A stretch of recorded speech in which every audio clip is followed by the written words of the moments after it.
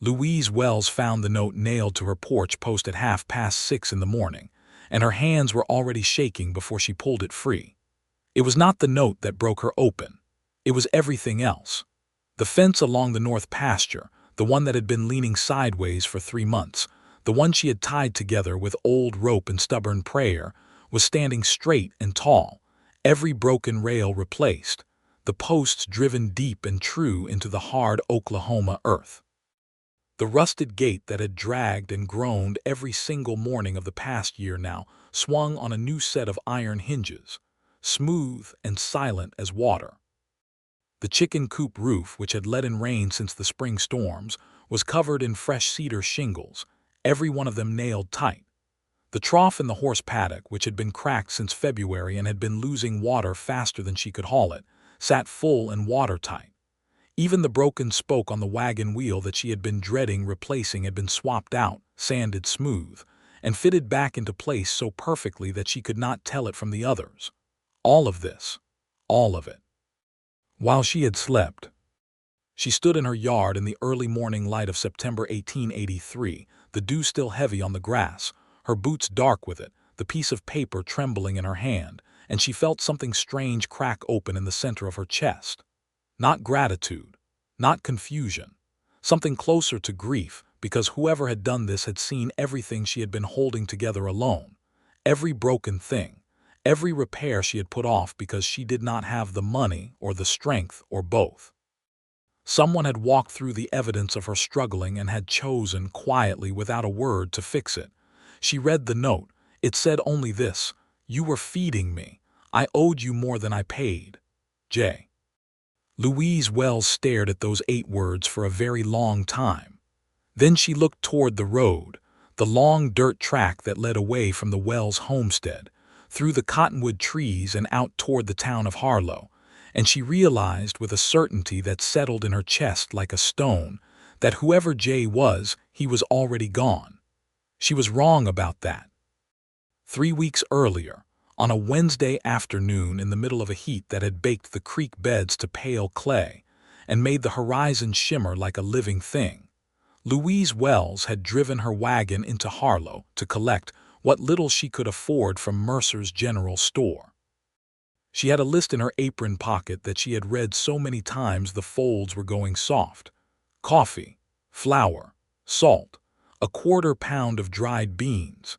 She had done the arithmetic 3 times the night before with a stub of pencil, sitting at the kitchen table after sundown, and she knew exactly how much she could spend and how much she could not. Harlow was not a large town.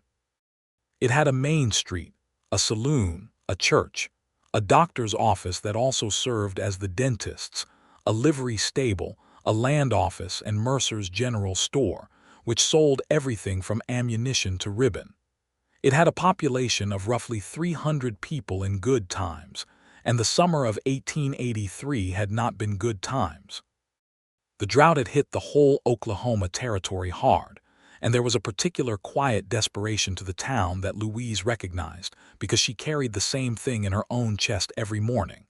She tied the horse, a bay mare named Ruth, 17 years old and still willing, to the post outside Mercer's, and was unloading an empty crate from the wagon bed when she heard the commotion near the saloon. She did not look up immediately. Commotion near the saloon in Harlow was not unusual. But then someone said, in a voice that carried across the street with quiet authority, "I will work for a meal." Louise looked up.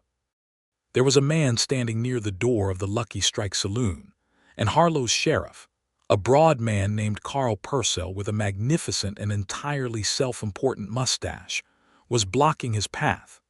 The man who had spoken was tall and lean in a way that spoke of hard seasons rather than poor health, with dark hair that needed cutting and a jaw that needed shaving and clothes that had been good once, a long time ago. He was holding a hat in his hands, turning it slowly at the brim the way a person does when they are working very hard to stay calm. "We don't need workers," Sheriff Purcell said. "Then I'll move on," the man said. "I'm asking for something to eat first." "The Lucky Strike doesn't feed drifters." "Then I'll find somewhere that does." He said it simply, without heat. He was not angry. He was not begging. He was merely stating facts, the way a man does when he has been stating facts to hostile strangers for a long enough time that he has stopped expecting the facts to change things. Sheriff Purcell stepped aside, but not in the generous way. In the way that said he was letting the man go because he wanted him gone rather than because he respected him. The man put his hat on, adjusted it once, and turned away from the saloon. And that was when he saw Louise Wells watching him from across the street, still holding an empty crate, and he held her gaze for exactly 1 moment before he looked away. She made her purchases. She stood in Mercer's store for 15 minutes while old Thomas Mercer filled her order, and she did the arithmetic again in her head while she waited, the same numbers she had done the night before, and they came out the same. She could not afford more than she had planned for. She bought a 5th item anyway. When she came out of the store, the man was sitting on a barrel at the far end of the porch, his hat pulled down, and she would have bet money that he had not moved the entire time. She walked up to him and held out a wrapped piece of cornbread she had purchased for 3 cents from the jar on Mercer's counter. He looked at it, then he looked at her. He had dark eyes, the kind that had clearly looked at a great many things and held the memory of all of them. "I'm not a charity case," he said, but he said it quietly without force, the way a man says something he feels he ought to say but does not entirely mean. "I know that," Louise said. "I'm also not offering charity. I need a fence post replaced on my north pasture and I don't have the arms for it anymore. I'll feed you supper if you do it." He was quiet for a moment. "1 post, 3 posts. And the gate needs new hinges. I can do that. My name is Louise Wells. My farm is about 4 miles north of town, just past the fork in the creek road." He looked at the cornbread again, then took it from her hand with the kind of care that told her he was very, very hungry and was working extremely hard not to show it. "Jacob Dalton," he said. She nodded. "I'll be heading back after I load the wagon. You're welcome to ride." He followed her to the wagon, helped her load the crate without being asked, and climbed up onto the seat beside her without fanfare, as if it were entirely natural and unremarkable, and she drove them out of Harlow toward the Wells homestead while the afternoon sun hammered down on the flat Oklahoma land and turned everything the color of old bone. He ate the cornbread in 2 careful bites and said nothing. She said nothing either. She had learned in the past 2 years of running the farm alone that silence was not necessarily unfriendly. Sometimes it was the most honest thing 2 people could offer each other. The Wells homestead had been her husband George's family land, inherited from his father, who had come out from Tennessee in 1869 and broken his back, and then his heart trying to make the Oklahoma territory into something. George had done better. George had been a solid, unexciting, deeply decent man who had genuinely loved the land and had known how to work it. He had also died of a fever in the spring of 1881, leaving Louise at 27 years old with a farm, 2 horses, 40 acres, a small herd of cattle that had since dwindled to 11 head, and the particular aloneness of a widow in a place where there was too much work for one person and not enough resources to hire help. She was 29 now. She had kept the farm alive by pure willfulness for 2 years, and it showed not in her face, which was brown from the sun and still young enough, but in the farm itself, in the deferred repairs and the fences that leaned and the paint that peeled and the general look of a place that was being maintained by someone doing everything alone. Jacob Dalton saw all of it the moment they turned up the track and the homestead came into view. She watched him look at it, watched his eyes move over the fence and the roof and the gate and the wagon wheel, quiet and observant, cataloging without commenting. "Nice land," he said. "It's good land," she agreed. "Just a lot of it for one person." He did not say anything to that, but he was already looking at the fence line with an expression she would learn to recognize as the face he made when he was planning something. She fed him supper that night. Beans and biscuits and the last of a pot of coffee she had been saving, and he sat at her kitchen table and ate it with a neatness and self-containment that told her he was not accustomed to eating at other people's tables and was making sure he was not a burden. He replaced 3 fence posts that afternoon in the remaining daylight, working with an economy of motion that impressed her. No wasted effort, no complaint about the heat, just methodical, skilled work. He also fixed the gate without being asked, because he had a pocketful of spare hinges that he produced from his saddlebag with the air of a man who had learned to carry what he might need. "You have a horse?" she asked, because she had not seen one. "Sold him in Abilene," he said, without elaborating. She did not ask why. Some things did not need asking. When he finished supper, he stood and carried his plate to the basin with a nod of thanks, and she said, without planning to, "The barn roof needs patching, the chicken coop too. If you wanted to stay another day and work for meals, I would not turn down the help." He considered her for a moment with those dark, considering eyes. "I don't want to cause you trouble," he said. "What kind of trouble? A woman alone, a man staying on her property." She looked at him steadily. "Mr. Dalton, this is my property and my farm and my decision to make. What the town of Harlow thinks about it is not my concern." Something shifted slightly in his expression. It was not quite a smile, but it was in the neighborhood of one. "All right," he said. "I'll take the barn."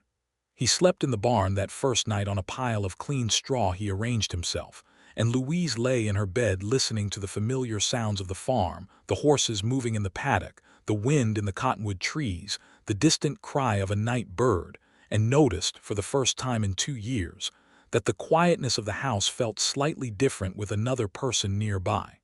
Not less lonely, exactly. But the aloneness had an edge to it that it had not had before, a new kind of awareness that made her feel things she had filed away somewhere and stopped looking at. She had not thought about a man in that particular way since George. She was not entirely sure she was thinking about Jacob Dalton in that way either, but she noticed him, and that, she recognized, was the beginning of something. He stayed 3 days. Each morning when she came out to start the day's work, he had already been up for an hour, already doing something.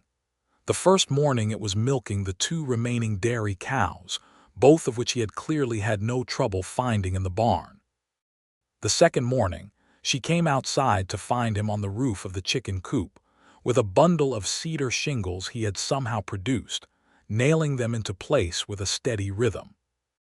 The third morning he had the wagon wheel off the axle and the broken spoke out before breakfast. "Where did you get the shingles?" she asked on the second morning, standing in the yard with 2 cups of coffee, squinting up at him against the morning light. "Mercer's," he said, not stopping his hammering. "They had a bundle of seconds in the back, got them for almost nothing. You went to Harlow and came back before I was up. Took me about an hour and a half walking." She stared at him. "You walked to Harlow and back before sunrise." He looked down at her. "I also picked up some hinge hardware for the trough. It's been leaking." She held up the second cup of coffee. He came down off the roof, accepted it with both hands, and drank it standing in her yard with his eyes closed for exactly the first 3 sips, and she had the strange feeling that she was watching something private and real, something this man did not often allow, the simple relief of a hot cup of coffee received from another person. They fell into a rhythm over those 3 days that felt nothing like what it was, which was a transaction. It felt instead like something they had both been doing for years and were simply continuing. She cooked, he worked. They ate together in near silence and occasional conversation. She told him about the farm, about George's father and George, about how the drought had cut into her cattle numbers and what she planned to do about it if the rains came next spring. He listened in the attentive, unhurried way of someone who had no place to be and was not pretending otherwise. He told her almost nothing about himself. She gathered what she could from inference. He knew horses, profoundly and instinctively. He was as comfortable on a roof as he was on the ground. He could mend fences, fix mechanical things, build small structures, and handle basic carpentry, all with the casual competence of a man who had spent years learning things by doing them out of necessity. He had scars on his hands and forearms, old ones, healed long ago, that she did not ask about. He had a quality she could only call stillness, a deep and deliberate quiet that was not unfriendly but was clearly practiced, as if he had learned at some point that being small and quiet and useful was safer than being noticed. On the third evening, he said, "I should be moving on tomorrow." They were sitting on her porch after supper, the sky going dark and the first stars coming through, and a coyote calling somewhere out in the flat land, and Louise had been thinking all day that she did not want him to go but had absolutely no right or reason to say so. "All right," she said. "You've been more than generous. You've earned everything you ate 3 times over." He was quiet for a moment. "You've got good land here, Mrs. Wells. You're going to make it work." She noticed that he said it with a certainty that was not hollow encouragement. He said it like something he had assessed and concluded. "I intend to," she said. He nodded. He looked out at the dark land for a while. "Can I ask you something?" she said. "You can ask. Where are you going when you move on?" He thought about it with the carefulness of a man who genuinely does not know how to answer a simple question about his own future. "West," he said finally. "Maybe New Mexico, maybe further." "Why?" He turned his head and looked at her, and in the dark she could see the shape of him and the glint of his eyes and the set of his jaw. "It's easier," he said. "Moving, you don't collect as much." She understood, she thought, what he was not saying. That keeping moving meant you didn't have to set something down and look at it.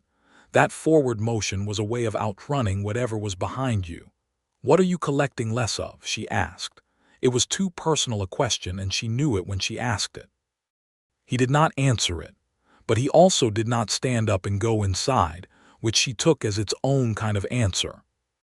They sat in silence until the stars were fully out, and then she said good night and went inside, and she heard him settle on the porch for another long time before he went to the barn. The next morning he was gone before she woke up, but everything was fixed. Every broken thing on the farm that she had not shown him, had not even mentioned, the north pasture fence standing straight, the gate on new hinges, the chicken coop done, the trough sealed, the wagon wheel repaired, all of it. He had worked through the night, alone in the dark with a lantern she found still burning low in the barn, and then he had left. And the note on the porch post that read only, "You were feeding me. I owed you more than I paid." Louise stood in her yard for a long time. Then she did the only sensible thing she could think of, which was completely irrational. She went inside, braided her hair tight, put on her second-best dress rather than her work dress, hitched Ruth to the wagon, and drove toward Harlow. She told herself she was going because she needed to thank him properly. She knew, in the deep, honest part of herself, that she was going because the thought of Jacob Dalton walking west on a dirt road alone in the September heat was something she could not let sit without doing something about it. She found him 3 miles down the Harlow road, walking with his long, unhurried stride, his pack on his back, his hat pulled against the morning sun. She drove Ruth past him, turned the wagon around in a wide arc on the road, and stopped in front of him. He looked up at her without surprise, as if he had perhaps expected something like this, or perhaps he was simply a man who had stopped being surprised by most things. "You worked all night," she said. "I had a lot to finish." "You didn't have to do any of it." "Yes, I did." She looked at him. He looked back at her. "I was not going to say thank you and let you leave," she said. "That seemed insufficient. You don't owe me anything, Mrs. Wells. My name is Louise, and you owe me an explanation of where you think you're going that is so important you had to leave at 3 in the morning. Something crossed his face. It was not quite pain and not quite humor, but it was something real, something more real than the careful steadiness he usually showed. "I don't have an explanation," he said. "I was just moving." "Get in the wagon," she said. He stood still for a moment, looking at her with those dark, careful eyes. "Louise." "Get in the wagon, Jacob." He got in the wagon. She turned Ruth around and drove back toward the homestead, and neither of them said anything for the first mile. The morning was still cool, the light coming in long and golden across the flat land, and the cottonwood trees along the creek road threw moving shadows over them. "I need to tell you something," he said finally. "All right." He looked at his hands in his lap. "I'm not a man with a lot of good history behind me. I've done work I'm not proud of. Not criminal," he added quickly. "Nothing that would get me hanged, but I've made choices I'd make different if I had the chance again. I've been drifting 3 years trying to get away from most of it." She thought about what to say. She drove for another quarter-mile before she said it. "George, my husband, was not a complicated man," she said. "He was steady and honest, and he worked hard, and he loved me as well as he knew how. I have been grateful for that every day since he died. I don't need complicated history, Jacob, but I think you're running from something that's going to follow you all the way to New Mexico and then keep following you, and running is just going to tire you out." He was quiet. "What was it?" she asked. "What happened?" Another long silence. "I had a partner," he said. "We were running cattle in Texas. He was also running a game on the side, using our operation as cover for moving stolen horses. I didn't know for a long time. When I found out, I had to make a choice about whether I was going to turn him in or walk away. I walked away. The horses belonged to a Comanche family who had bred them for 3 generations. I walked away and I left them without the horses, and I left my partner without consequence, and I've been walking away from it ever since." Louise kept her eyes on the road. "That was the choice you'd make different," she said. "I should have gone to the authorities. I should have made it right. Can you make it right now? The partner's dead. The horses are long gone. The family—" He stopped. "I sent money when I could, anonymously. I don't know if it helped." She thought about this. She thought about a man who had walked away from an injustice and had been punishing himself for 3 years by walking away from everything else too, as if his own belonging somewhere was the thing he was withholding from himself. "That's a heavy thing to carry," she said. "Yes. But you're still carrying it, which means it matters to you. A man who didn't care wouldn't carry it." He did not answer. "You can stay," she said. It came out simpler and more direct than she had planned. "Not as charity. Not as hired help. I have enough work on that farm for 2 people, and I'm one person and I need help. I can pay you a wage, small as it is, and give you meals and the use of the barn, and we can have an honest business arrangement." He looked at her profile for a long time. "Why?" he said. "You don't know me." "I know enough," she said. "I know you fixed a chicken coop roof in the dark without being asked. I know you walked 3 miles to Harlow before dawn to buy cedar shingles with your own money. I know you haven't said a dishonest word to me since you sat down on that barrel outside the Lucky Strike." She paused. "That's enough to know." He was quiet for such a long time that she thought he was going to say no. "All right," he said. She glanced at him. "Just like that. You're hard to argue with." She looked back at the road. She felt something warm and unfamiliar spread through her chest, something she recognized after a moment as the completely unexpected sensation of not being alone. He stayed. September became October. The heat broke at last in the second week of October, and the air turned sharp and clean, and the land changed color in the way that the Oklahoma Territory did in autumn, going from burned gold to rust to the deep brown of good soil. Jacob Dalton worked the Wells homestead with a dedication that went well beyond anything she was paying him, which was $5 a week, modest enough that she had been embarrassed to say the number out loud. He had said it was more than fair. She suspected he would have worked for less, but she would not have offered it. He repaired the whole north fence line over 3 days. He reinforced the barn roof before the first hard rain.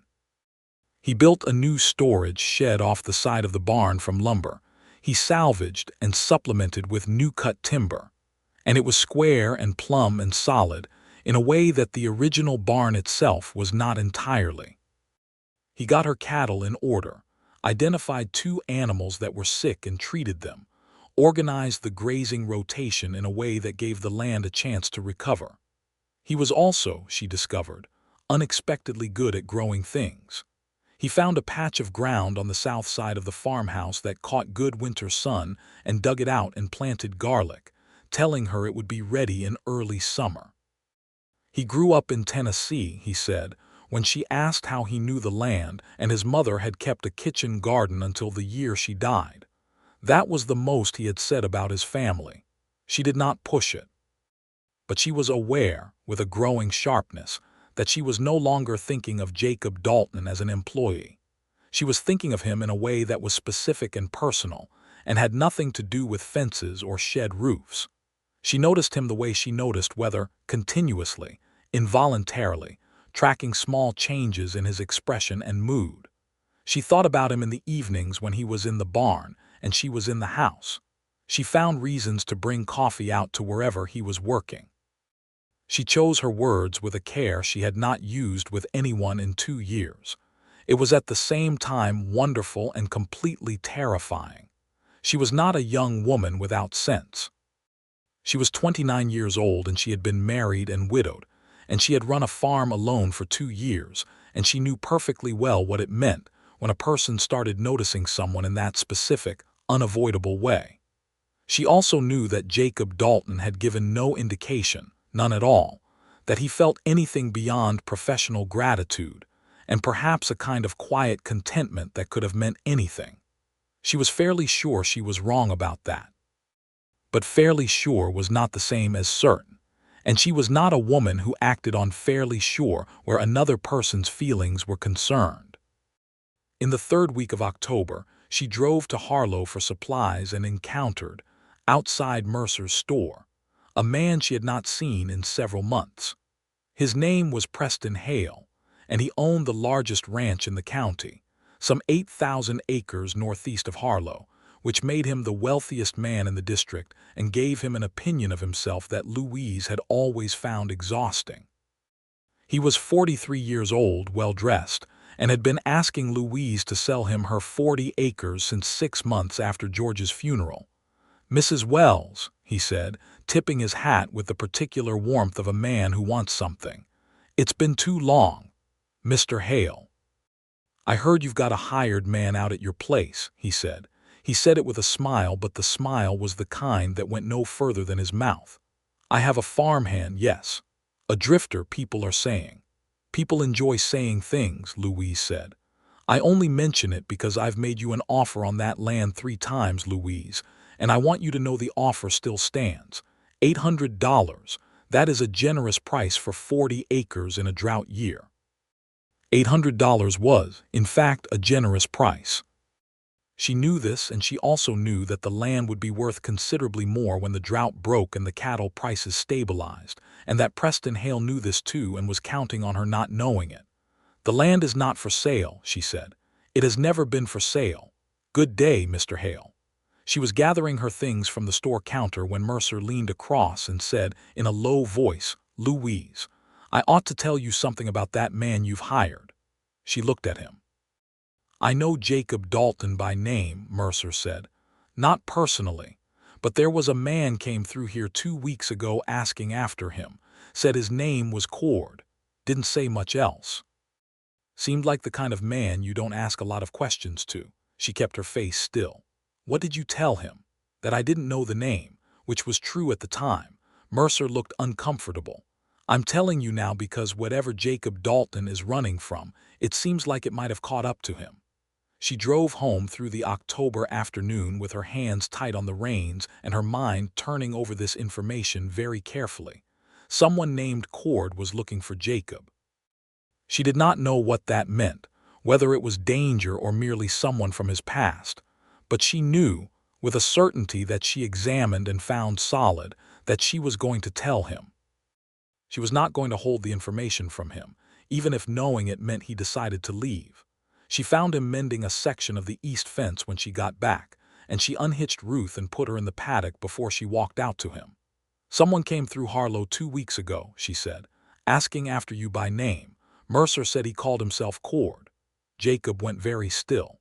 He was holding a fence nail in one hand and a hammer in the other, and he was completely motionless. "Just the one name." He said, "Just Cord." He set the hammer down on the fence post carefully, and he stood up straight and looked out across the flat land the way people look when they are looking at something that is not actually there. "That would be Cord Vickers," he said. "He was my former partner's man, the partner I told you about. I thought your partner was dead." "He is. Cord was loyal to him." Jacob stopped. "He holds on to things." "What kind of things?" "Grudges." Louise looked at him for a long moment. "Is he dangerous?" "He is not a good man." She absorbed this. "Is he coming here?"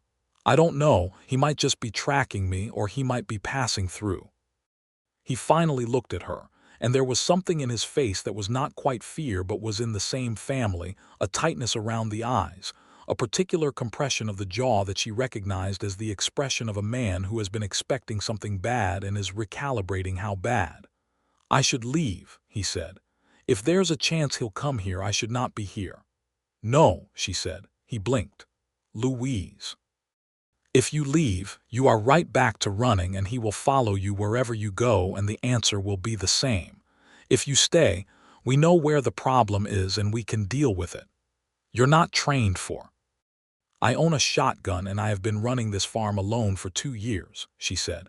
"I'm harder to frighten than you think." He looked at her with an expression that she could not entirely read, but that had something raw in it, something that looked like a man being seen more clearly than he was accustomed to. "Louise," he said, "you cannot be responsible for my problems." "I'm not taking responsibility for your problems," she said. "I am choosing to stand next to you while you deal with them." "Those are different things." He was quiet. The wind moved through the cottonwood trees along the creek, and the light was going golden and low over the flat land, and he stood there looking at her as if she had said something in a language he was only just beginning to understand. "Why?" he said, and his voice was different, lower. The careful steadiness had gone out of it. She considered pretending not to understand the question. Instead she said, "Because I have not stopped thinking about you since the morning I found that note on my porch post. Because you have been on this farm for a month, and every morning I wake up, and the first thing I notice is whether I can hear you moving around in the barn.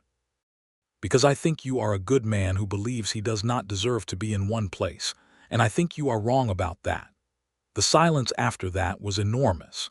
Jacob Dalton looked at her for so long without speaking that she began to think she had made a catastrophic error in judgment, and would have to find a way to continue working alongside him in profound mutual awkwardness for the foreseeable future. Then he said, "I think about you too.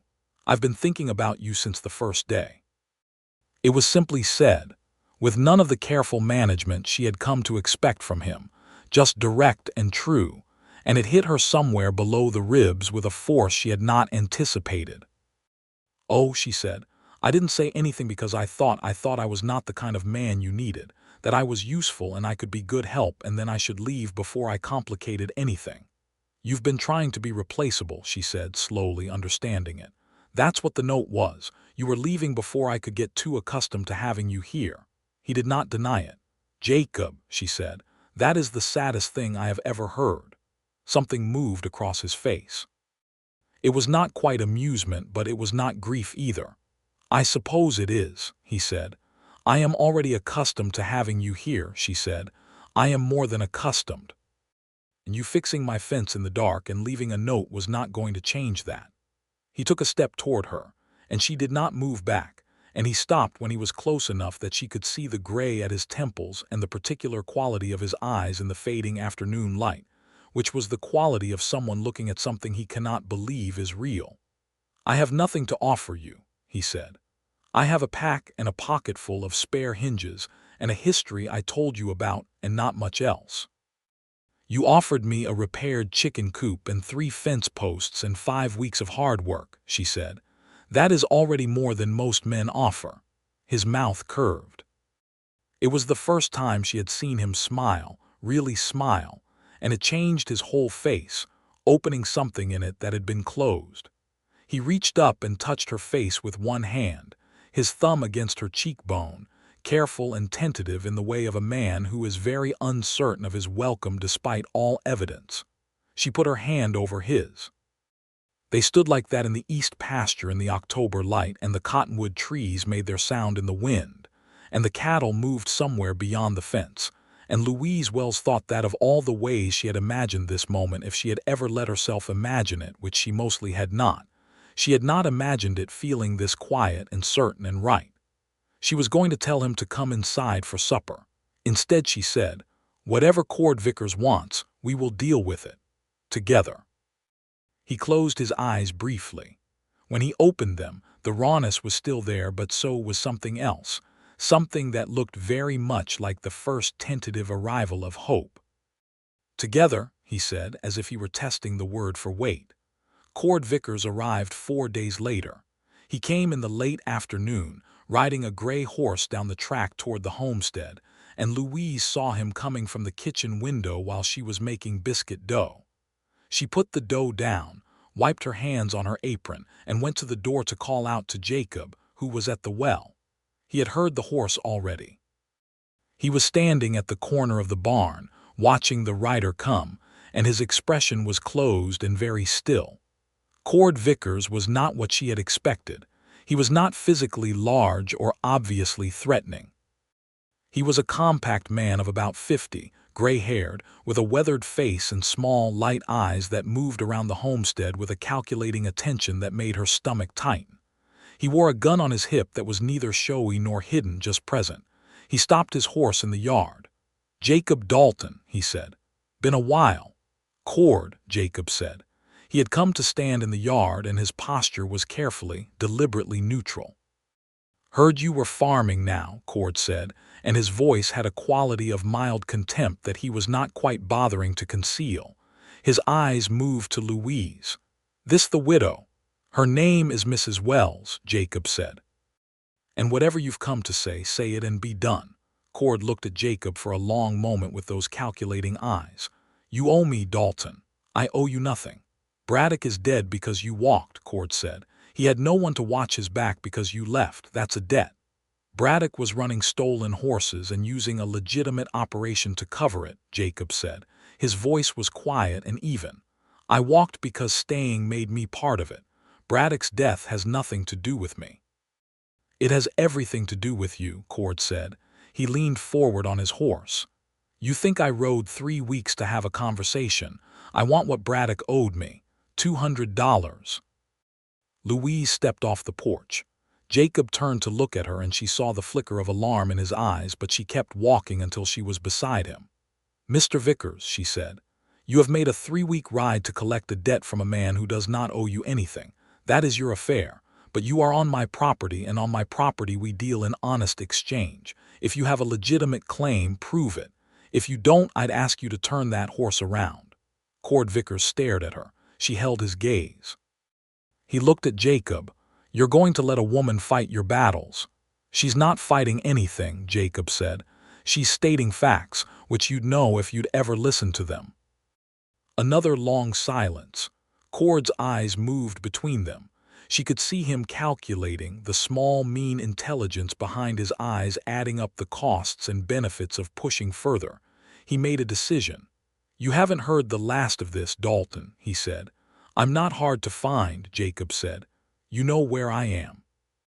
Cord Vickers turned his horse and rode back down the track, and Louise and Jacob stood in the yard and watched him go until he was past the cottonwood trees and out of sight on the Harlow Road. Her heart was hammering, but she kept her breathing steady. Jacob turned to look at her with an expression that was somewhere between awe and exasperation. "Louise, I know. That man is." "I know, but he's also gone. For now." "For now," she agreed, "which is enough for today." He looked at her for a long moment, and then he laughed. It was surprised out of him, she could tell, the way laughter is when it arrives unexpectedly. It was a low, quiet laugh, but it was real, and it changed his face entirely, made him look younger and less burdened, and she felt something warm and enormous open in her chest. "You are remarkable," he said. "I am practical," she said. "Which in the West sometimes looks the same." He shook his head slowly, but he was still almost smiling, and she decided in that moment that she was going to spend a very large portion of her future efforts on making Jacob Dalton laugh. Cord Vickers did not come back. She heard, 3 weeks later through Mercer, that he had been seen heading south toward Texas, and then nothing more. Jacob received this news with a relief he tried to keep modest, but she could see it in the loosening of his shoulders, and the way he slept a full night through, for the first time since Cord had appeared. Instead of the watchful half-sleep she had noticed he kept when he thought she could not tell. November came, and the first hard frost, and Louise's farmhouse was warm with the wood that Jacob had spent 3 days splitting and stacking against the back wall, enough to last through February comfortably, which was the first time in 2 years she had gone into winter that's certain about the wood supply. She made stew on the new iron grate he had refitted in the fireplace, and they ate together in the evenings at the kitchen table, and the kitchen table became, without either of them naming it, the center of their shared life. They talked in the evenings. Really talked, the kind of talking that only happens when two people have stopped pretending to be less than they are. He told her about growing up in Tennessee, the third of 5 children, his father a farmer who worked good land badly, his mother a woman of considerable intelligence and no outlet for it. He had left at 17 with a head full of nothing practical and learned everything useful afterward, by doing it wrong first and then right. He had worked cattle drives, learned to build from a carpenter in Colorado who had taken pity on him, spent 2 years in Wyoming on a horse ranch that had been the best work he'd ever done before the owner died and the estate was dissolved and he'd moved on. Then Texas. Then Braddock. Then 3 years of moving. She told him things she had not told anyone. About how she had been frightened every single morning since George died. Not about any specific thing, but about the general condition of being responsible for everything alone, and how she had developed a habit of working until she was too tired to be frightened anymore. About how she had started measuring success in very small units, getting through a day, then a week, then keeping the cattle to 11, then to 11 still. About how she had wept, just once in the barn, in the first month after George was gone, because she had found one of his work gloves behind a saddle blanket, and how she had put the glove in her apron pocket and carried it for a week before she'd put it away. Jacob listened to all of this with the full, quiet attention that was one of the things she had begun to love most about him. He did not offer comfort in words. He offered it in presence, in the steadiness of his listening. The evening she told him about the glove, he reached across the kitchen table and put his hand over hers. She turned her hand over and held his. They stayed like that for a while, the fire going in the grate and the wind outside and the November darkness wrapped around the farmhouse. And it was the simplest possible thing, 2 people sitting at a table holding hands, and it was also, she thought, one of the most profound moments of her adult life. December arrived, and with it a cold that came down from the north and settled in hard. Jacob moved from the barn into the storage room off the kitchen, which was warmer, and Louise pretended this was purely a practical decision, and Jacob pretended the same, and they both knew they were pretending and said nothing about it. The day before Christmas, he appeared at the kitchen door with something wrapped in a piece of canvas cloth, and he held it out to her with the expression of a man who was not entirely sure how the thing he was about to do would be received. She unwrapped it.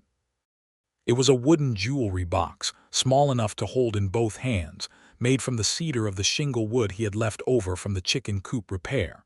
The grain ran in a beautiful pattern across the lid, and he had sanded it so smooth it felt like something expensive.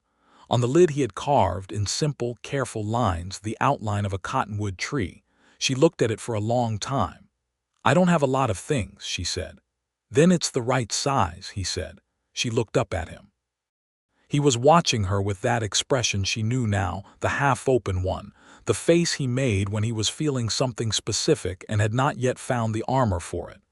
"Jacob," she said. "Louise. I need to tell you something." "All right." She set the box down carefully on the table. "I want you to stay, not as a farmhand, not as a business arrangement. She stopped, gathered herself. "I want you to stay as my partner in the full meaning of that word." He was very still. "I am asking you," she said, "because I love you. I am not certain when that happened, but it has happened, and I think you ought to know it. And I think you should have the opportunity to say whatever you want to say in response to it before I lose my nerve." He crossed the room and cupped her face in both of his hands and kissed her. It was not the dramatic collision of a dime novel. It was gentle and deliberate and entirely sure of itself, the kiss of someone who has thought about this enough times to know exactly what he wants. And she put her hands on his chest and felt the solid reality of him and kissed him back with the full force of 3 months of carefully maintained restraint. When they stopped, his forehead was against hers and they were both breathing differently. "I love you," he said. It sounded like he had said it before somewhere in the privacy of his own head, and was only now allowing it to be heard. I've loved you since you held out that piece of cornbread on that barrel in Harlow and said you weren't offering charity. She laughed, which was not what she had expected to do, and he laughed too, and the sound of it in the warm kitchen on Christmas Eve was one of the finest things she had ever heard. Then stay, she said. Yes, he said, I'll stay. January was cold and close and beautiful. They did not rush anything. They were adults with adult sense, and the farm was still the farm, and the work did not pause for feelings. But the feelings were there in everything. In the way he handed her coffee in the morning with a specific kind of attention, in the way she made sure there was something warm waiting when he came in from the cold, in the easy, natural way they began to occupy the same space without negotiating it. Small domesticities that felt enormous in their accumulation. He asked her to marry him in February, on a Sunday afternoon when the land was covered in a light snow that had fallen the previous night, the first snow of the winter, lying white and clean across the fields.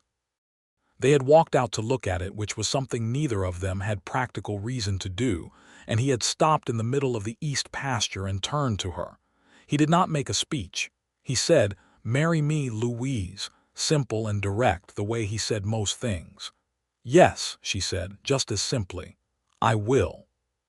He took her hand and they stood in the snow-covered field for a moment, the sky enormous and gray-white above them, and she thought that the land, which had been merely a thing to survive for 2 years, had become something else entirely. It had become a place where something was growing. They were married in the Harlow church on the 8th of March, 1884, with Thomas Mercer and his wife as witnesses, and the minister who had been in Harlow for 6 years and had married and buried more people than he could count. Louise wore her good dress, the blue one she had made herself 2 years ago and barely worn. Jacob wore a clean shirt and his good jacket, which she had mended at the elbow the previous week because it had needed it and she had wanted to do it. The ceremony was short. The words were old and true. He put a ring on her finger that he had bought in Harlow from the dry goods store, a simple band of silver that fit her hand as if it had been made for it. When the minister said Jacob could kiss his bride, he did, and Mercer's wife made a small sound of satisfaction, and Louise Dalton. The name settled on her with a naturalness that surprised her, put both hands on her husband's chest, and thought that she had not known, standing in the churchyard at George's funeral 2 years ago, that she would be standing here today, or that today would feel like this. Spring came fast that year, arriving in late March with warm winds from the south and rains that came 3 weeks earlier than anyone had dared hope for. The creek filled up. The grass came in green and fast. The garlic Jacob had planted in September was exactly where he had said it would be, pushing up through the south garden bed, and she stood over it the first morning she saw it, and felt something she could only describe as abundance, the particular joy of something growing where it was planted. The cattle recovered. She went from 11 head to 14 by June, adding 3 young animals that Jacob negotiated for from a rancher east of Harlow who was willing to trade fair. He had an instinct for fair dealing that everyone he transacted with seemed to recognize and respect, and she watched him handle the negotiation with a quiet competence that she found privately very attractive. Preston Hale made one more visit to the homestead that spring. He arrived on a fine April morning to find Jacob repairing the paddock rail and Louise in the garden, and he delivered his offer of $800 for the 40 acres with slightly less certainty than he had in the past, his eyes moving from Louise to Jacob and back. "The land is not for sale, Mr. Hale," Louise said. "You've expanded the herd, I see," Hale said, making one more attempt. "That's capital-intensive. If you need funds, we don't," Jacob said, setting down his hammer. It was the first time he had spoken to Hale directly, and it was 2 words, but the quality of them was enough. Hale tipped his hat and left, and they both watched his horse retreat down the track. "He'll stop asking eventually," Jacob said.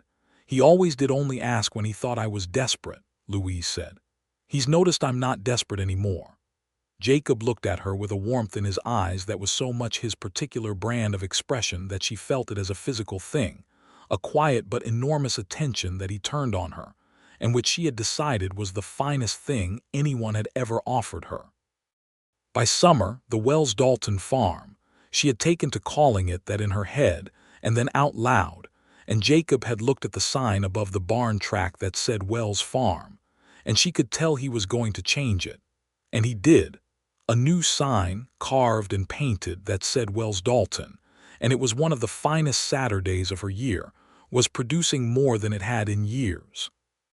The kitchen garden was a serious undertaking, with beans and squash and potatoes and the garlic from September and late planted tomatoes, and she put up preserves in July with a satisfaction that was partly in the work and partly in the knowing that the shelves would be full going into winter. She was pregnant by the middle of June. She told Jacob on a Tuesday evening in the kitchen, sitting at the table after supper the way they did, and she watched his face move through something that was too complicated and too profound for her to fully catalog. And then he sat still for a moment, and then he got up and came around the table and held her, just held her, with his face against her hair. "Are you all right?" he said. "I'm wonderful," she said. "Are you?" He pulled back to look at her. His eyes were bright, which was the only time she ever saw them like that, in moments of feeling that went past the containment he usually maintained. "Yes," he said, "I am more than all right." She laughed and he held her again, and outside the kitchen window, the summer evening was going soft and gold over the Oklahoma land, and the cottonwood trees were in full leaf, and all of the broken things had been mended. The pregnancy was not difficult, in that she felt well and worked steadily through the summer and into the early fall, only slowing down when Jacob became watchful in a way that was both endearing and occasionally excessive, appearing at her elbow when she was trying to carry things that were not actually heavy, suggesting she rest when she was not tired. "I am carrying a child, Jacob," she said one morning in August. "I am not made of glass." "I know that," he said. He was watching her with that expression. You just want to take care of me." "Yes." "Then make dinner on Thursday," she said. "That would be helpful." He made dinner on Thursday and Friday, and most evenings after that, which she accepted with grace because his cooking had improved considerably since February, when he had started learning more than the basics, and also because it genuinely was helpful. She found him, one evening in September, sitting on the porch with a piece of paper in his lap and a pencil, writing something with the focused concentration she recognized as him doing something that mattered. She came out to sit beside him, and he did not immediately hide the paper, which told her it was not private. She looked at it. He was drawing up plans for an addition to the farmhouse, a second room, a proper bedroom to go beside the front room, larger than what they currently had, and beside it a smaller room, a nursery. The plans were careful and exact, with measurements written in the corners and notes about lumber. She looked at them for a long time. "The room can be bigger than that," she said. "We have the wall space on the east side." He looked at the plans, then at her. "You want bigger." "I want room enough," she said. "Build it right the first time." He amended the measurements. She leaned against his shoulder in the September evening, and he put his arm around her, and they looked at the plans together, and she thought that this was what it was to have a partner, not someone who made the decisions, not someone who simply followed hers, but someone who sat beside her on a porch and amended the measurements. He built the addition in October and November, and he was good at it, steady and precise, and she helped where she could and watched where she could not, and the rooms were done by early December, solid and warm, the walls plastered and the floors smoothed. Their son was born on the 2nd of January, 1885. He arrived on a cold night with the help of Mrs. Caldwell, the midwife from Harlow, and Jacob pacing the kitchen in a state of controlled anxiety that she could hear through the bedroom wall. When she heard him told he could come in, she heard the pace of his steps change. He came in and looked at her, and then he looked at the bundle in her arms, and his face did the thing it did when feelings went past the armor, except this time the armor was simply gone entirely, and he looked at his son with an expression of complete and unguarded wonder. "Come here," Louise said. He sat on the edge of the bed and she put the baby in his arms and he held him with a care that was instinctive and certain. And the baby made a small sound and Jacob made a sound back that she had never heard from him before, low and soft, and she thought she was going to cry, which she did quietly with a smile on her face. "What's his name?" Jacob said. He looked at her. They had talked about names. They had not decided. "Thomas," she said, "for Mercer. He was kind to me when no one else was obligated to be." Jacob nodded slowly. "Thomas Dalton. Thomas George Dalton," she said, "for both the men who mattered." He looked at her. His eyes were bright again. "All right," he said. His voice was rougher than usual. "Thomas George Dalton." Thomas George Dalton arrived in the world with dark hair like his father and blue eyes that would settle to brown in a few months. And he was loud and opinionated and absolutely certain of his own importance from the first morning, which Louise said came from his father and Jacob said came from her. Spring came again. 1885 opened into a full-blossomed April, the rains perfect and the land generous, and the Wells Dalton farm expanded properly for the first time. New cattle, a second horse to replace old Ruth, who had given her honest years and now spent her days in easy retirement in the paddock. Jacob hired a young man named Cole Rivers for the busy season, 18 years old and willing, and Jacob was patient with him in a way that said something about the man he had become, or perhaps the man he had always been, given the right place to be it. Thomas grew through the summer months with the speed of a thing long intended, becoming a definite person by the time he was 6 months old, a person with a strong grip and particular opinions about supper timing and an absolute delight in the horses, who he watched from Louise's arms with an intensity that made Jacob predict he'd be riding before he could walk. Louise was thinking about the future with a specificity that felt entirely new. Not survival, which had been her thinking for 2 years, but genuine future, with plans in it and hopes that seemed reasonable rather than reckless. She told Jacob one evening in July that she wanted to expand the south garden. He said they should also look at running a second fence line across the back 40 to improve the grazing rotation. She said she had been thinking about buying the Hendricks parcel, which was 12 acres adjacent to their north fence, if the Hendricks family ever chose to sell. Jacob looked at her across the kitchen table. "We could afford it if the cattle prices hold," he said. "I think they will," she said. "The drought's been broken 18 months now. People are buying cattle again." He was quiet for a moment and then he said, "Do you remember when you told me the land was not for sale, when Hale kept offering?" "I remember." "You knew something I didn't," he said. "You knew what it was worth when it recovered. You knew all along." "I knew what George's father paid for it and what George turned it into," she said. "I was not going to sell good land at a bad price just because times were hard." He reached across the table and took her hand.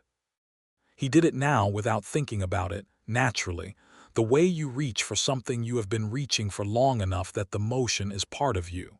"I want to tell you something," he said. Waited. "I sent a letter," he said, "to the Indian agent in Texas about the horses, the ones Braddock stole." He paused. "I couldn't give them back. They were gone years ago, but I told the agent what I knew, who Braddock was, what he'd done, how it had happened. I gave a formal account. I don't know if it does any good. I don't know if anyone even cares about a theft that happened 4 years ago, but I said what I should have said when it happened." She held his hand. "It matters," she said. "Maybe. It matters to you," she said, "which means it matters." He nodded once, and she could see the lightning in him, the thing that had been sitting in his chest for 4 years becoming slightly less heavy. "I also sent money," he said. "Real money this time, not anonymous, with a letter that explained where it came from and why." She did not say anything. She got up from her chair and came around the table and put her arms around him from behind, her cheek against his hair, and he put his hands on her arms and they stayed like that for a moment. "You're a good man, Jacob Dalton," she said. "I'm trying to be," he said. "You have been one since the day I met you," she said. You were just too busy punishing yourself to notice." He turned in his chair so he could look at her, and she straightened up to meet his eyes. "I don't know what I would have done if you hadn't stopped that wagon," he said.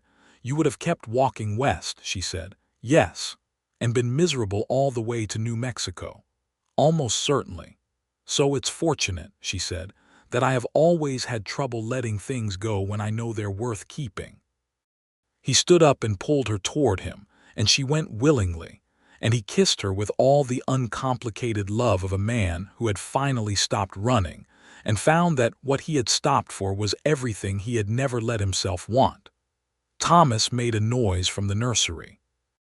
They both laughed, the interrupted laugh of parents, and Louise went to collect him while Jacob put the coffee on for the evening, and the kitchen of the Wells-Dalton farmhouse was warm and full of ordinary and extraordinary life. The Hendricks parcel came available in November of 1885. Jacob negotiated for it over 3 meetings with old Arthur Hendricks, who was moving to Kansas to be near his daughters, and he paid a fair price, which was higher than what Hale had offered Louise for her 40 acres, but lower than what the land would eventually be worth. And he drove the deal with the same quiet competence he brought to every transaction. 52 acres now. Louise stood at the boundary of the new fence line on the December morning after they had signed the papers, Thomas on her hip, looking at the extended pasture, and felt something she recognized after a moment as plenty. Not wealth, which was different, but plenty. Enough. More than enough. The particular satisfaction of a full storehouse and healthy cattle and solid fences, and a son on your hip and a husband who was inside the barn right now doing something useful. Jacob appeared from the barn door a moment later, as if she had summoned him by thinking about him, which she privately suspected she had some ability to do. He walked to where she was standing and looked at the fence line and then at her. "It's good land," he said. "It'll be excellent grazing when we clear the east section." "Thomas wants to walk on it," she said, because Thomas had been reaching toward the ground from her arms. "He wants to walk on everything," Jacob said. He took the baby, who immediately grabbed at his jacket buttons with concentrated intent, and the 3 of them stood at the fence line of their 52 acres in the December light, and it was cold and clean and absolutely theirs. The years after that were not without difficulty. The winter of 1886 was hard, the worst in memory across the Oklahoma Territory, and they lost 2 cattle and had a week where the water in the trough froze solid each morning before Jacob could keep up with it. But the storehouse was full, and the fences held, and the farmhouse was warm, and they came through it in March with a deep and mutual knowledge of their own capability.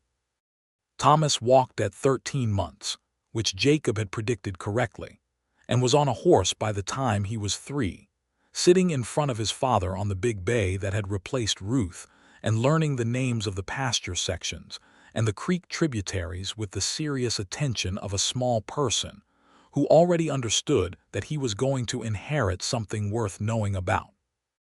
Louise fell pregnant again in the spring of 1887, and this time she told Jacob over breakfast on a Tuesday, and he put his coffee down and looked at her and said, "How are you feeling?" before anything else, which she loved him for. "Good," she said. "Tired, but good." "We should hire someone for the heavy work this season," he said. "I was thinking the same thing," she said. They hired Cole Rivers again, who had spent the winter learning carpentry from a man in Harlow and had come back to the district more capable than when he left, which Jacob said was the best kind of hired hand, one who kept learning. Their daughter was born in November of 1887 on a clear, cold morning, arriving with considerably less drama than her brother and considerably more hair, which Louise had not thought was possible. They named her Clara Ruth for the old bay mare, because Jacob said the mare had earned it and Louise had agreed. And she was a different person entirely from Thomas, quieter and more watchful, lying in her cradle and regarding the world with enormous brown eyes as if she were forming opinions she would share in due course.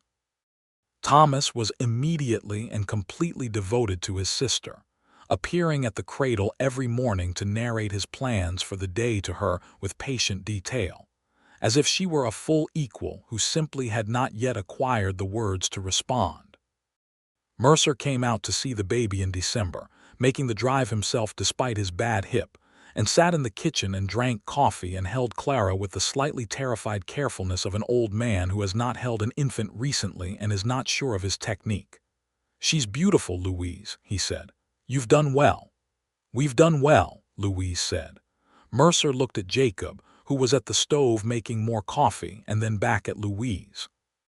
"You know," he said in his private tone, "when you drove back into town that morning after the boy with the note showed up because people noticed. You know people always notice. This is a small town, half of them thought you'd lost your mind. A widow woman chasing after a drifter. And the other half," Louise said, "envied you," Mercer said simply. Jacob came to the table with the coffee and caught the end of this and raised an eyebrow at Mercer, who smiled in the way of an old man who has earned the right to say exactly what he thinks. "I'm suggesting," Mercer said, "that it worked out." "It did," Jacob said. He sat down at the table and put his hand over Louise's on the tablecloth, and she turned her hand over and laced her fingers through his in the automatic, unconscious way of people who have been doing this for years and have stopped thinking about it because it has become as natural as breathing. The spring of 1888 was the best they had had on the farm. The rains came perfect and early. The cattle were healthy and the prices were good, and Jacob sold a portion of the herd at a Harlow market day that left them with more cash in hand than Louise had held at one time since she had inherited the farm. She put most of it back: new equipment, a second plow, the materials for a proper well house. But she kept enough to send for the things she had been wanting for 2 years, a proper set of tools for the kitchen, new books for the shelf, and fabric for curtains that were something other than practical.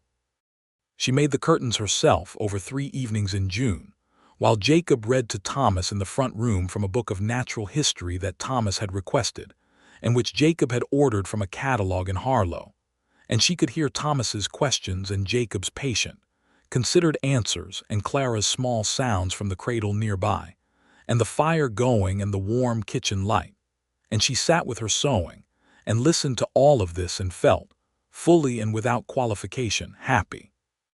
Not the relieved happiness of surviving something, not the careful happiness of someone managing expectations. The full-bodied, open-hearted happiness of a person who is living exactly the life they are meant to be living. Jacob appeared in the kitchen doorway with Thomas on his back and Clara in the crook of one arm, a feat of engineering he had perfected over the previous months, and said, "Thomas has questions about elk that I cannot fully answer." "I have never encountered an elk," she said. "We could go to the library in Tulsa," Thomas said from his father's back. He said it with the perfect seriousness of a 5-year-old who has discovered that libraries contain information. "Perhaps next spring," Jacob said, "when the weather's better for the drive." Thomas accepted this with equanimity. Jacob came into the kitchen and set Clara carefully in her basket and let Thomas down from his back and poured himself a glass of water, and then he came to stand behind Louise and looked over her shoulder at the curtain fabric. "That's a good color," he said.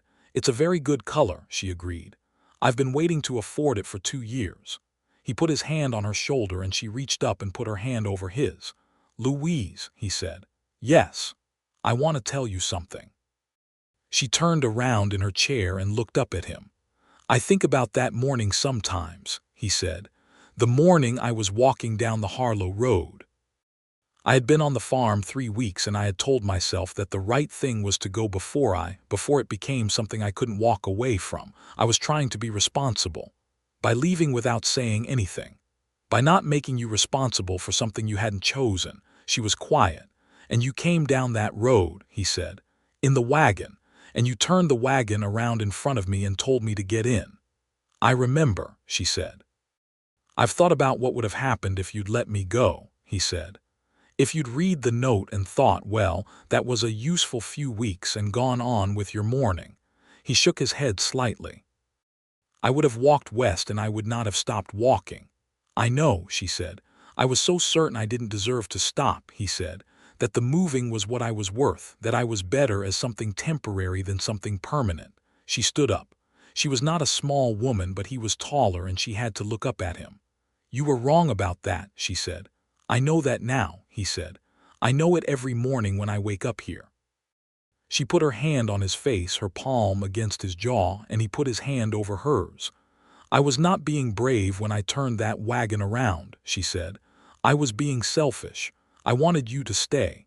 That's not selfish, he said. I didn't stop to think about whether it was fair to you. Louise. His voice was very quiet. It was the best thing anyone has ever done for me.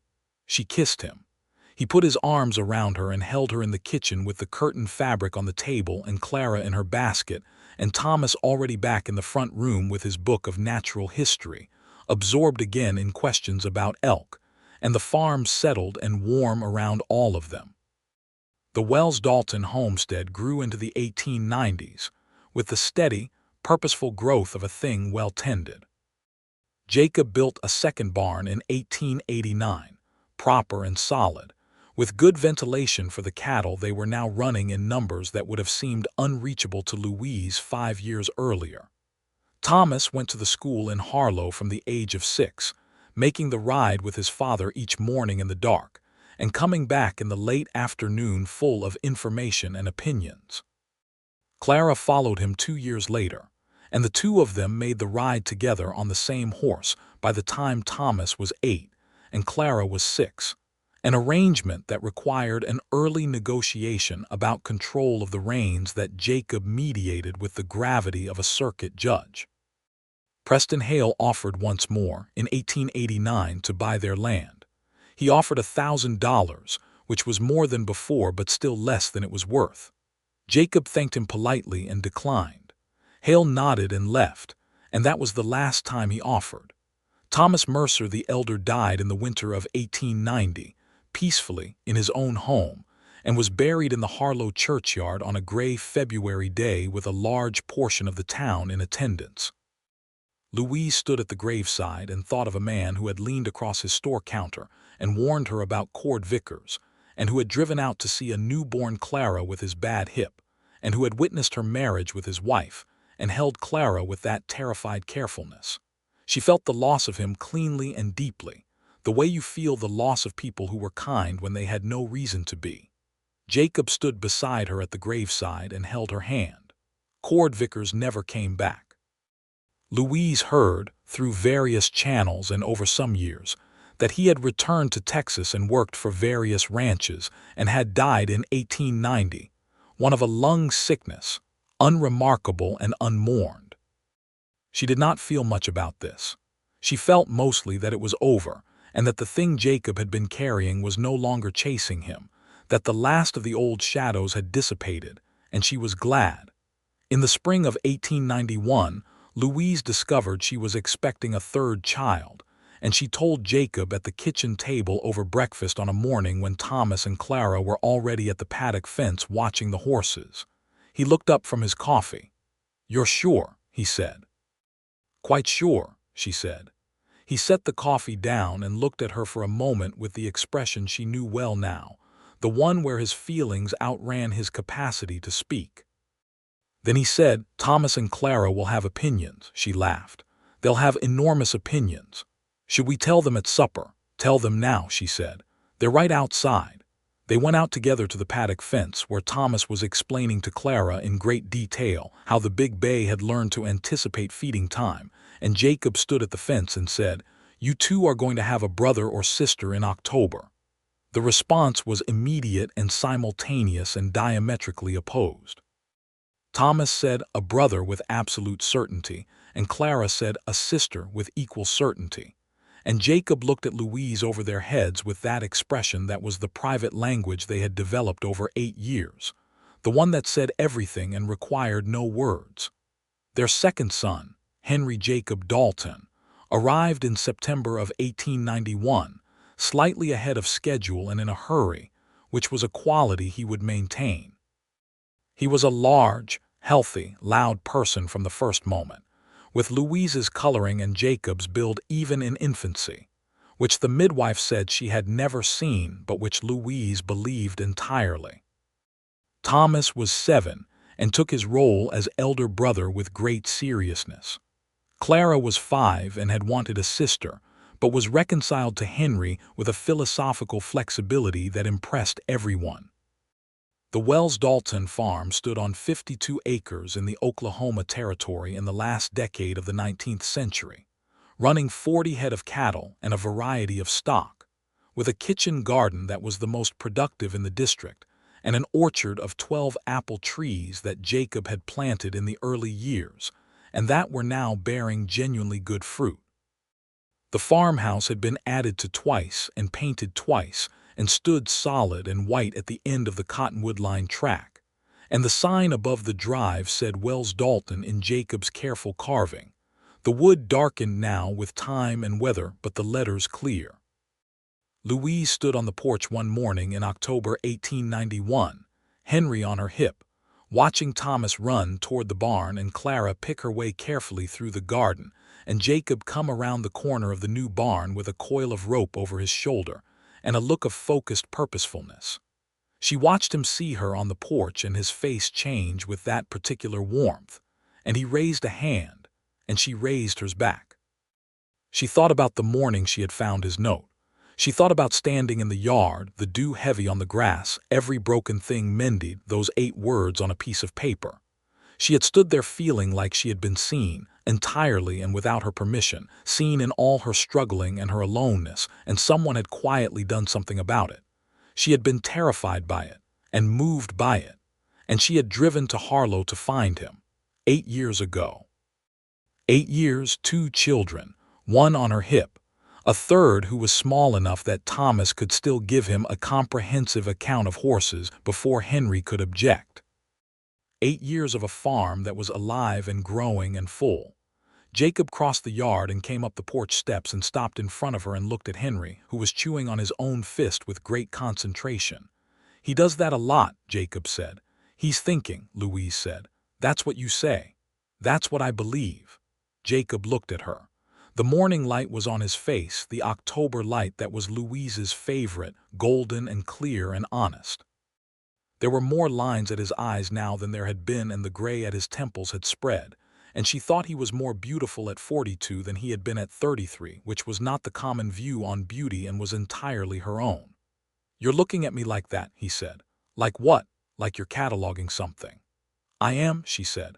"I am cataloging you," he smiled. The full smile, the one she had been collecting since Christmas Eve 1883, the one that changed his whole face. "What have you concluded?" he said. She shifted Henry on her hip and reached up with her free hand and put her palm against his jaw, the way she had the night she had told him to get in the wagon, the same gesture, the same certainty. "That you are where you are supposed to be," she said. "That you have always been." He covered her hand with his. His thumb moved across her knuckles. "I know that now," he said. "I have known it for a long time."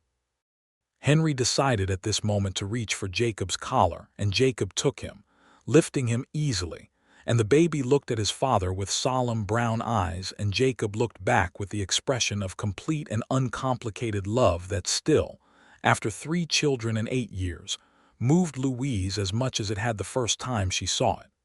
The cottonwood trees made their sound in the morning wind. The farm was full. Everything that had been broken had been mended, the fences and the gates and the roofs and the troughs, and the things that went deeper than those, the aloneness, the running, the long wait of a dark past carried in silence, the grief of a young widow who had measured survival in small units and had forgotten to think about joy. All of it mended. By a man who had arrived with spare hinges in his pocket and the deep, practiced stillness of someone who had learned that being small and quiet and useful was safer than being seen, and a woman who had looked at him clearly and decided that what she saw was worth stopping a wagon for. Henry fell asleep on his father's shoulder at 9:30 in the morning, suddenly and completely, the way infants go. And Jacob looked at Louise over the top of his son's dark head with an expression of amused wonder, and Louise laughed quietly so as not to wake the baby, and the October sun was warm on the porch of the Wells-Dalton farm, and the cottonwood leaves were turning gold, and the east pasture fence stood perfectly straight, every post driven deep and true, standing the way it had been standing since the morning she had found it fixed, reminding her, every single day, of where everything had started, with a man who had worked through the night to mend what he had seen, and left her a note with 8 words on it, and walked away before she could thank him, and a woman who had not let him get far enough to disappear.